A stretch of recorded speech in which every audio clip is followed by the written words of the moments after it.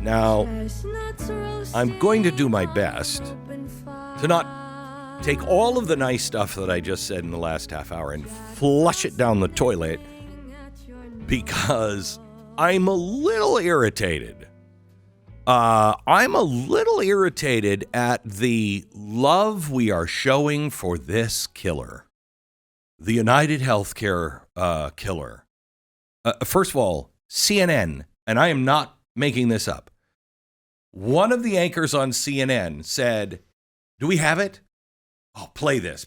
Watch this if you happen to be watching, and I'll describe it after." Go ahead. The clips we were watching at the top of this segment are driven by the fact that this is an attractive. We got to drop the banner to show why. And it is deeply troubling. Okay, and they actually do it. They actually do it. This banner at the bottom of the screen that's on all the time. They're saying that this guy is getting. Wait, Charlie Manson could have been, I don't know, the guy who can't believe it's butter. And nobody would have said, "Yeah, I know, but look at him." Fabio? Yeah. Boy, have you seen him? He's let himself go. Has he really? Anyway, I'm one to talk. But we never say that. I don't care how good looking you are. I don't think we never say it. Like, for example, I saw the, did you see this? It was a Mexican assassin, a drug cartel assassin. Did you see her the other day? No, I didn't. Sarah saw it. She was attractive, and that was the only thing people were talking about. So that does happen. I think it does happen from time to time.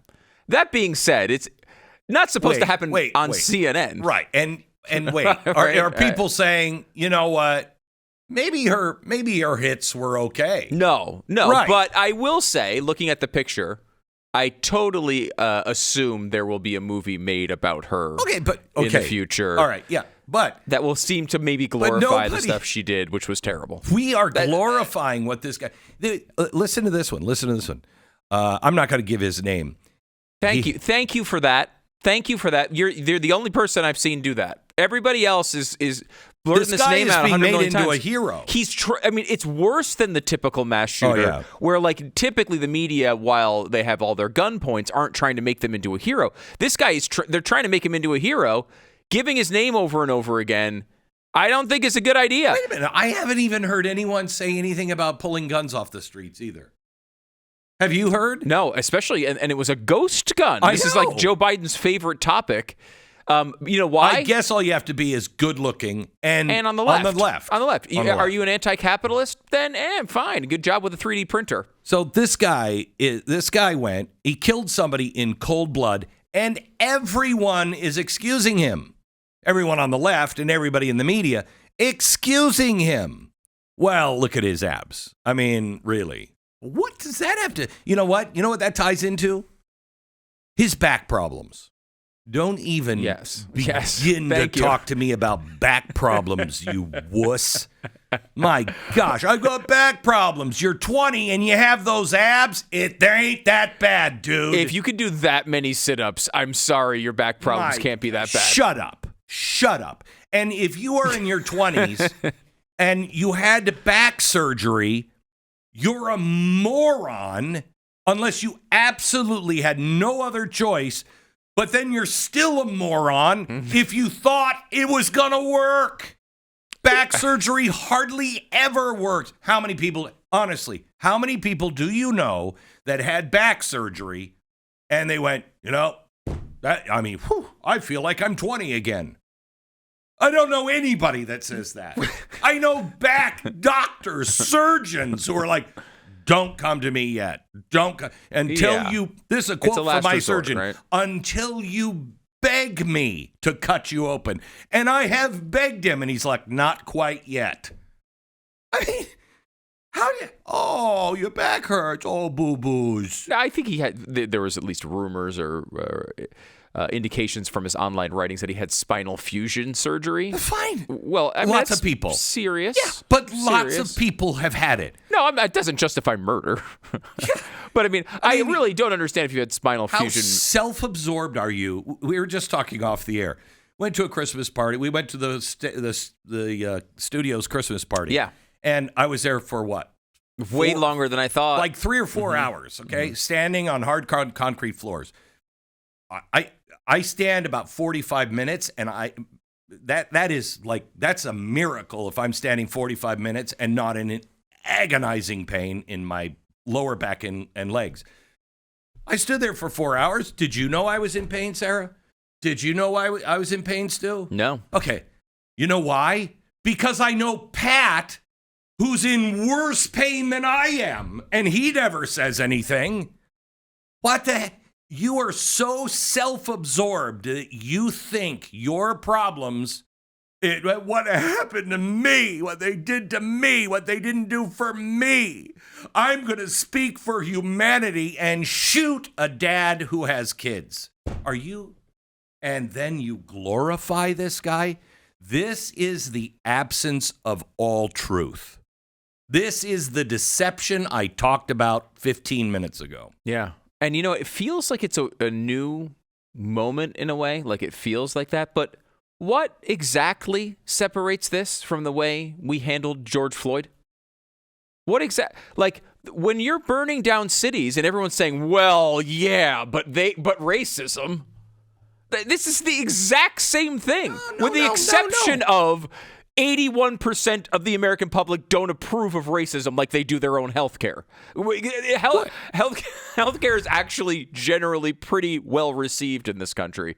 Well, better received before Obamacare. Yeah, Obamacare is the worst approval rating of all of the insurance. Right. That is true. But generally speaking, we don't hate our health care as much as everyone's portraying it right now. Right. But you want to hate healthcare? Go to Canada. But can I change it? You know what this is? What was the guy who shot the abortion doctor that Bill O'Reilly was blamed for? Yes, I don't know his name, thankfully, because he's a murderer. Right. And I don't. What was the doctor's name? It was George Tiller. Yes. And remember that? All we talked about was how Bill O'Reilly, who did nothing, was responsible for the shooting of a guy who was killing babies every day. Okay? Yeah. And no one was on TV saying, he was killed. Violence is never the answer, but let me give you my rant on why abortion is bad. And this is a good opportunity for us to discuss No, it's not. No, a murder is not a good opportunity. It is important, of course, to discuss healthcare and abortion. It's got nothing to do. There's no new justification to discuss them because there is a murder. That you're totally right. We should actually talk. I would love to hear what Bill O'Reilly's talking about this. Let's call him. Have him call if I have time today. Otherwise tomorrow. Yeah. But because he was blamed for that murder. Blamed for it. He did not commit it. He was blamed for it. I'm so mad about murder. I'm gonna go murder someone. Huh? And by the way, Glenn, bits and pieces of his manifesto have leaked out. They are quote after quote after quote of what left-leaning people say about our healthcare system. No, Stu. No, he was both left and right. Oh, yes. I'm sure he didn't like wokeness. Okay. Did he kill anybody over wokeness? I'm sorry. Did I miss that part of the story? Was he too afraid that United Healthcare was too woke? Was that his criticism? I missed that. His criticism was every left-wing criticism of healthcare. Anything you want to see about, well, we spend this much and we're only in 42nd place in life expectancy. All that stuff that you've been hearing forever from Michael Moore documentaries was this guy's manifesto. And if we were consistent at all we'd be doing is looking around for left-wing people to blame this murder on. Now, I don't think that's the right way to approach things. I think people with the guns should be the ones that get the blame for the murders. That's what I think. And I don't think we should be praising those murderers. I'm very tempted. If I were just a political person that just wanted to have our side win, I'd be very, very tempted. Yeah, I can understand the temptation. I feel like it's not the right thing to do because it's not true. Right, exactly. But beyond that, I get it. And here is, they absolutely tried to destroy Bill O'Reilly over that. They tried to destroy him. They tried to rip him off the air. They tried to destroy his life and his career. as if he was the one. They've also, here's another person they've done this to, Glenn freaking Beck. Go back to the times when I don't remember the exact story, but it was related to the Tides Foundation, a guy who went out and tried to do some terrible crime, and there was no evidence he even watched your show, but because you brought up the Tides Foundation a bunch of times, and he at one point criticized the Tides Foundation, they tried to ruin your life. Wait a minute, over that. I see. I had forgotten about that one. I was thinking about the Gabby Gifford shooting. Yes, and then, there you go again. And then I remembered the guy who hung himself, the IRS agent, who said, who I was blamed for wanting him to be hung. First, it was Glenn Beck had him strung up. Then it was suicide. Well, Glenn Beck made him want to hang himself. I mean, this is so ridiculous. So ridiculous. I mean, Glenn, today, Elizabeth Warren, a U.S. senator, came out and said, violence is never the answer, but you can only push people so far. A U.S. senator said that? You know, with everything that's going on with communism and North Korea, the only ones that were eaten were North Koreans by Jeffrey Dahmer. I mean, yes, he ate people, but all the heads in his refrigerator were North Koreans. So I kind of understand, I don't condone cannibalism, but you can see why he had a deal against North Koreans. That's how insane this argument is. Yeah, it's not a well-reasoned argument, as you point out. And I don't care how many sit-ups the guy did. I don't care that he had nice abs that you really enjoyed. I don't care that you thought his smile was nice in the video that identified him. You are a legitimately horrible human being if you're cheering this guy on. You are a terrible human being. I have a relative. May I change that in the spirit of Christmas? I wanted to say 5 other things, and Yes. You are so lost in darkness. Okay, fine. You have no... Fine, miss... I'm trying. I try to be a better person. You are. And you drag me down every day. Lord, it is his fault. Strike him down. There's a lot of smoting coming at some point. I have a relative who works for a company that's associated with United Healthcare.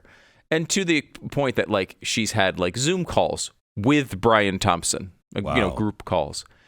And she's like, he's like the nicest guy in the world. Everybody in the company loved this guy. He spent all this time. Of course, they're all shivving the average person in the back. I don't think that's true. He was known in the company as one of the good guys who was trying to reform the problems in this in the industry. He was a guy who was constantly encouraging low-level employees to be able to have new opportunities and make their lives better. This was a good man. A good man who came up, whose dad, by the way, worked at a grain elevator. He came up from nothing and was a massive success and was loved by the people around him. And these mother people are cheering on his cold-blooded murder in the streets of Manhattan. The thing that really makes me angry is... Sorry, I have to use Les Miserables as an example. Oh, jeez. God, I'm such a weirdo. That's why I have no friends. Better than Chitty Chitty Bang Bang. It's usually where you go in these moments. So, the revolution is started by all of these, socialists. They're all rich kids. They're all rich, privileged kids that start the revolution. This is who this guy is. Mm-hmm. He has absolutely nothing to whine about. Nothing to whine about. His family seems to be a really gracious family. I don't know. But it's these rich, spoiled white kids that just think they know better than everyone else. They grow up to be rich little white liberals And they are so screwed up. And nobody even seems to mention that. Here's 1%.